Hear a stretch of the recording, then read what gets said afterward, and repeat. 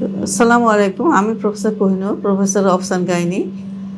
আমাদের আজকের টপিকটা হলো অ্যাডোলেসেন্ট মানে কিশোরীদের প্রেগন্যান্সি এবং এর সমস্যা কী সমস্যা হতে পারে বা এর সমাধান কী। অ্যাডোলেসেন্ট বলতে আমরা কী বুঝি সেটা আগে আমরা বুঝে নেই। অ্যাডোলেসেন্ট হলো, যদি আমি ফিমেল লাইফকে 4 ভাগে ভাগ করি তাহলে 4টে স্তর আছে। একটা হলো চিলড্রেন, মানে 0 থেকে 10 বছর পর্যন্ত, এটা হলো চিলড্রেন। তারপর 10 থেকে 19 বছর, এটার নাম হলো অ্যাডোলেসেন্ট মানে কিশোরী। তারপরে 20 থেকে 45 পর্যন্ত হলো রিপ্রোডাক্টিভ এজ। তারপরে হলো মেনোপজ।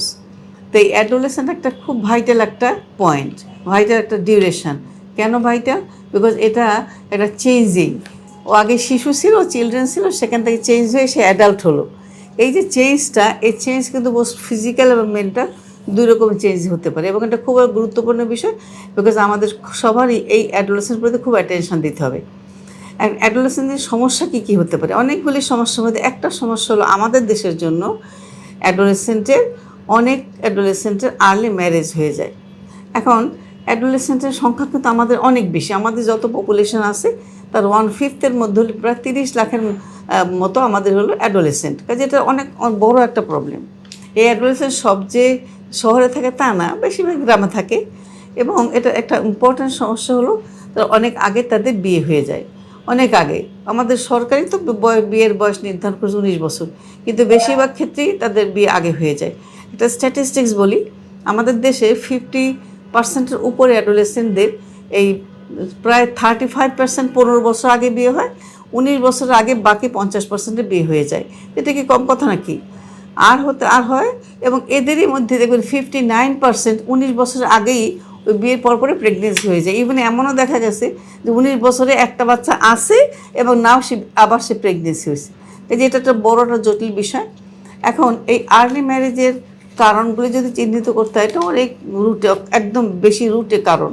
তার মানে হলো যে অনেকেই বাচ্চাদের মনিটরি মানে সমস্যার জন্য পড়াশোনা করাতে পারে না, যদিও বাংলাদেশ সরকার এখন অনেক দূর বিনা পয়সা মেয়েদের পড়াচ্ছে। 2 নম্বর হলো সোশ্যাল কারণে অনেকে বিয়ে শাদী দেয়। অনেক বাপ মা পোভার্টি, গরিব থাকে, তারা মনে করে দিলাম মানে শোল্ডারিং, অন্য ঘাড়ের মধ্যে দিয়ে দিলাম, সেইটা কারো পড়াশোনার সুযোগ থাকে না, এরকম ইত্যাদিতে বিভিন্ন কারণে বাধ্য হয়ে বাপ মারা দেয়। অনেক সময় যে ইচ্ছা করে দেয় তা না, অনিচ্ছা শত দিতে হয়, বিয়ে দিতে হয়। কিন্তু এই যে বিয়ে দিচ্ছি, এতে ওই মেয়েটার কী সমস্যা হতে পারে? ওর ফিজিক্যাল এবং মানসিক দুইভাবেই সমস্যা হতে পারে। ফিজিক্যাল সমস্যা মানে এই যে ও বিয়ে শাদী হলো, বিয়ের পরপরই আমাদের দেশের গ্রামগঞ্জে চাপ থাকে ওর উপরে। সবাই বলবে যে বিয়ের সাথে পরপরই প্রেগনেন্সি। দেখা এখন একটা 15 বছরের মেয়ে বিয়ের পরপরই প্রেগনেন্সি নিলে হবে? ও তো মানুষ ফিজিক্যালি প্রিপেয়ার্ড না, ও তো শারীরিকভাবেই তৈরি না। তারপরে আবার যদি বা প্রেগনেন্সি হয়ে যায়, ওটা ওর পক্ষে সম্ভব? ওর নিজের শরীর তৈরি হয় না, ওই প্রেগনেন্সি কী করে ক্যারি করবে? তারপরে আর কি ফলশ্রুতি? ও শিশু বয়স, অ্যাডোলেসেন্ট বয়স, খেলাধুলার বয়স, হাসি বয়স, সে বয়সটা তো সে হারাই ফেললো, সে একদম নষ্ট হয়ে গেল। শিক্ষা বন্ধ হয়ে গেল, এডুকেশন বন্ধ হয়ে গেল। কাজেই নেপোলিয়নের কথা একটা ছিল না, যে তোমরা আমাকে একটা শিক্ষিত মা দাও, আমি তোমাদের শিক্ষিত জাতি দিব। আমরা তো সেটা পারলাম না, বিকজ এই অ্যাডোলেসেন্টটা শিক্ষা থেকে বঞ্চিত হলো। তাহলে জীবনে কোনো কেরিয়ার করতে পারলো না, কিছুই করতে পারলো না। তো এগুলোর সমস্যা। আরও ডেঞ্জার ফিজিক্যাল সমস্যা মানে আরেকটা সমস্যা আছে, যত আর্লি ম্যারেজ হবে ততই তার জরায়ুতে ক্যান্সারের চান্সটা বেশি থাকবে। কাজে কী ভয়ঙ্কর জিনিস! আর্লি ম্যারেজ মানে ওর জরায়ুর ক্যান্সার হওয়ার সুযোগটা একটু বেশি, একটু না, বেশি। এইগুলো প্রেগনেন্সি আর্লি দিলে এই সমস্যা। কাজে আমাদের যে কোনো প্রকারে হোক আর্লি ম্যারেজ ঠেকাতে হবে। 2 নম্বর, যদি ঠেকাতে না পারি, মানে ঠেকাতে পারলাম না, বিভিন্ন কারণে পারলাম না, তাহলে আমাদের কী করতে হবে?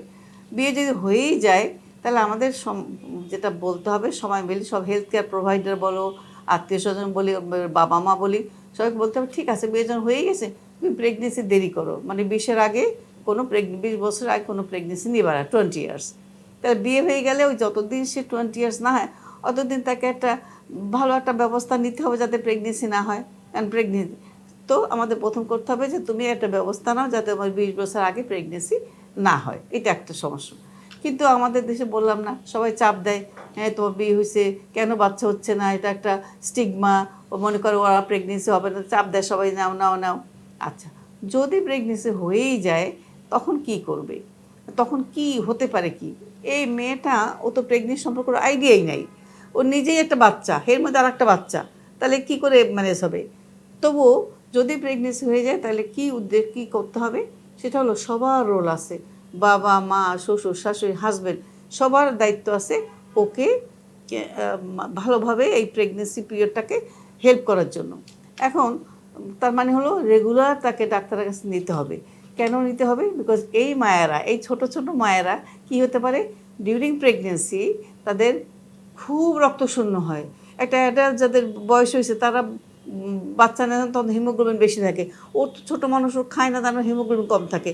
তাহলে আবার একটা প্রেগনেন্সি হলে হিমোগ্লোবিন কম হয়ে যায়, পরবর্তীতে বাচ্চাও বাড়ে না, মাও ডেলিভারির সময় ব্লিডিং হয়ে মরে যায়। তাহলে এমনি এনিমিয়া কারেকশন করতে হবে। 2 নম্বর হলো এদের কিন্তু ব্লাড প্রেশার বাড়ে প্রেগনেন্সিতে। আমরা যখন হসপিটালের স্ট্যাটিস্টিক্স দেখবেন ঢাকা মেডিকেল কলেজে, সেখানে যত খিঁচুনি রুগী আসে, বাচ্চা পেটে থাকে খিঁচুনি হয়তো, ওই খিঁচুনির 50 থেকে 60% রুগী হলো এই বাচ্চা, এই 18 বছর নিচে যাদের প্রেগনেন্সি তাদের।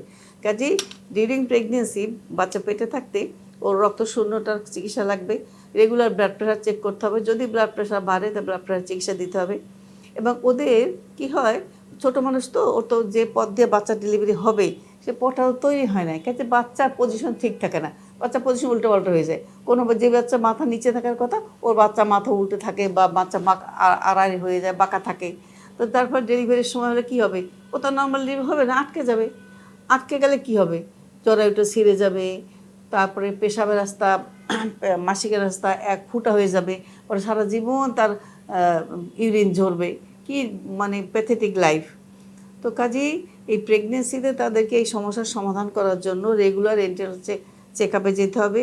গভর্নমেন্ট এখন ঠিক করছে 4টা চেক আপ মিনিমাম লাগবে। ওই 4টা চেক আপে গিয়ে ডাক্তার যারা হেলথ কেয়ার প্রোভাইডার তারা ওকে আয়রন দিবে, ফলিক অ্যাসিড দিবে, ক্যালসিয়াম খেতে দিবে, তারপরে ওর চলাফেরার ঠিকটা বলে দিবে, কোথায় ডেলিভারি হবে সেটা বলবে, ডেলিভারির সময় কি কি প্রিপারেশন লাগবে সেটা বলবে, তাই না? তবেই না আমরা একটা সেফ ডেলিভারি করতে পারবো। তাহলে ডিউরিং প্রেগনেন্সি, ডিউরিং লেবার মানে ডেলিভারির সময় একটা কথা সব বাবা মার কাছে বলি আমি, দয়া করে এই ছোটো বাচ্চাটাকে ডেলিভারি গ্রামে করাবেন না, ঘরে করাবেন না। ওর জন্য ডেলিভারি হলো হাসপাতাল। হাসপাতালে ভয় পায় সবাই, হাসপাতাল সিজার না রে বাবা, ও কথা ঠিক না। যা নর্মাল ডিউরেশন নর্মাল হবে, কিন্তু ডেলিভারি যে নর্মাল হবে কেউ না এই বুঝতে গেলে আপনার হাসপাতাল নিতে হবে। কাজেই এদের ডেলিভারি কখনো আপনারা গ্রামে করবেন না বা ঘরে করবেন না, ওদেরকে হাসপাতালে নিয়ে যাবেন। আচ্ছা, হাসপাতালে ডাক্তার সাহেবরা যেভাবে ওজন সুবিধা হয় বাচ্চা মা ভালো থাকে সেইভাবে ডেলিভারি করবে, এতে গেলো মায়ের ব্যাপার। আর এই বাচ্চাদের কী হয়, এই যে অ্যাডোলেসেন্টের প্রেগনেন্সি হয়, বাচ্চাদের কি সাইজে বাড়ে না, বাচ্চাগুলি সাইজে বাড়ে না, ছোটো হয় সাইজ। বাড়বে কী করে, ও তো নিজেই নিউট্রিশন ডেফিসিয়েন্সি, ও খাওয়া দাওয়া তো নিজেই কম, হ্যাঁ রক্তশূন্য, ব্লাড প্রেশার বেশি, ও বাচ্চা বাড়ে না। তাহলে বাচ্চা সাইজে ছোটো হয়, বাচ্চা প্রিমেচিওর হয়। 40 সপ্তাহ পেটে থাকার কথা, দেখবেন ও 32 সপ্তাহে গিয়েই ডেলিভারি হয়ে গেছে। তো ওই বাচ্চা ভালো থাকবে? থাকবে না। তাহলে এই বাচ্চাগুলির সাইজে ছোটো হয়, বাচ্চাগুলি ডেটের আগে হয়ে যায়, ডেলিভারির সময় কষ্ট হয় বলে এই বাচ্চাগুলি পরবর্তীতে গিয়ে খিঁচুনি হয়, হাঁটতে পারে না ইত্যাদি। তো কাজেই 2 দিক দিয়ে বিবেচনা করলে, মা বাচ্চা 2 দিক বিবেচনা করলে ওকে হাসপাতালে ডেলিভারি করা উচিত। তারপরে ডেলিভারি হয়ে গেল, এরপরে কী সমস্যা হতে পারে? এরপরে সমস্যা হতে পারে মা কী করে বাচ্চাকে ব্রেস্ট ফিড করাবে জানে না, কিন্তু আমাদের তো ব্রেস্ট ফিড করার লাগবে। ওই ব্রেস্ট ফিডিংটা সবাই মিলে শিখাই দিতে হবে। 6 মাস বুকে দুধ খাওয়াবে, কোনো খাওয়ার নাই, শুধু 6 মান্থ ব্রেস্ট ফিডিং। আর যে সমস্ত আয়রন ক্যালসিয়াম আগে দেওয়া হয়েছিল ওটার জন্য 6 মাস কন্টিনিউ করে। আর একটা জিনিস আমাদের খুব, এটা না বললেই না, এই ছোট মানুষ ও তো মনে করে আমি কী করে বাচ্চাটাকে পালবো, কে আমাকে সাহায্য করবে, তখন সাইকোলজিক্যাল, এটার নাম আছে একটা, পিউরপুরাল ব্লু বা পিউরপুরাল সাইকোসিস। গ্রামের লোকজন মনে করে ভূতে ধরছে, ও কথা কয় না, চুপ করে আসে, কিছু রেসপন্স করে ভূতে, আসলে ভূত কিছু না, ওর মানসিকভাবে সে বিপর্যস্ত।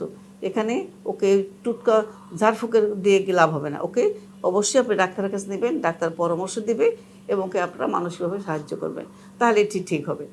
আর একটা কথা, বাচ্চা ডেলিভারির পরে যেন ও পরবর্তী বাচ্চা নেওয়ার আগ পর্যন্ত মিনিমাম 2 থেকে 3 বছর ওয়েট করে, অথবা 5 বছর, যে বয়স কম হয় 5 বছর, এর মধ্যে ভালো একটা ব্যবস্থা দিতে হবে যাতে সে প্রেগনেন্সি না হয়। এই কাউন্সিলিংটা ওই মেয়ের হাজবেন্ড, মেয়ের শ্বশুর শাশুড়ি, বাবা সবাইকে করতে হবে। আর একটা গুরুত্বপূর্ণ বিষয় আমি বলি, যে আমাদের মাথায় থাকে না কোনো সময়, সেটা হলো ভ্যাকসিন।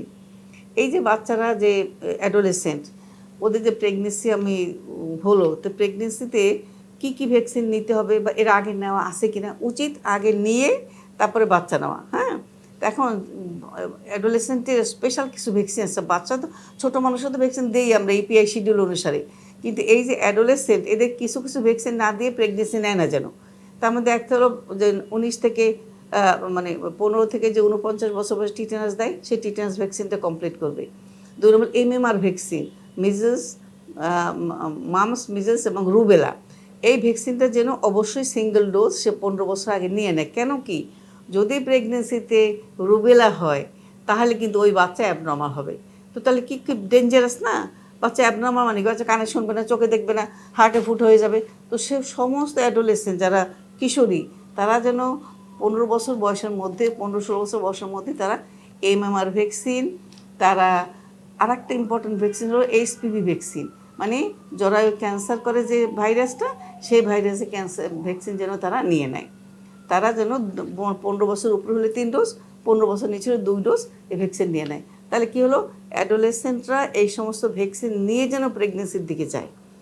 আর যদি বা প্রেগনেন্সি হয়েই যায় আর আগে কোনো ভ্যাকসিন নিয়ে না থাকে, তাহলে এই সমস্ত ভ্যাকসিন কিন্তু প্রেগনেন্সিতেও নেওয়া যাবে, এক্সেপ্ট এমএমআর।